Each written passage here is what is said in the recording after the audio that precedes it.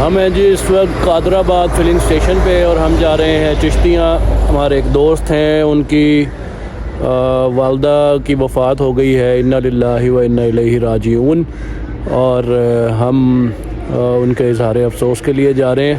ابھی تقریباً 3.5-4 گھنٹے کا سفر باقی ہے۔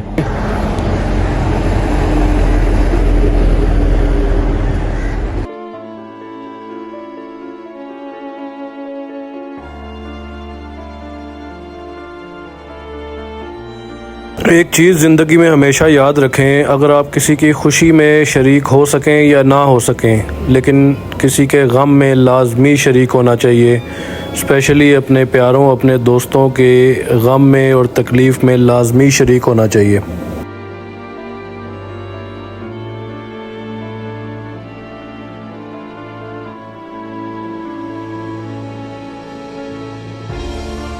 ہم جا رہے ہیں جی تحصیل ہارون آباد، چک 429/6، ضلع بہاول نگر۔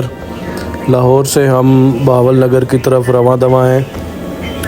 اجمل بھائی کا آبائی گاؤں ہے، وہاں ہم جا رہے ہیں۔ ہمارے بڑے ہی اچھے دوست ہیں، بہت پیارے بھائی ہیں، ہمارا برسوں کا ساتھ ہے، اور ان کی والدہ اس جہان فانی سے رخصت فرما گئی ہیں۔ اللہ پاک ان کے درجات بلند فرمائے، آمین ثم آمین۔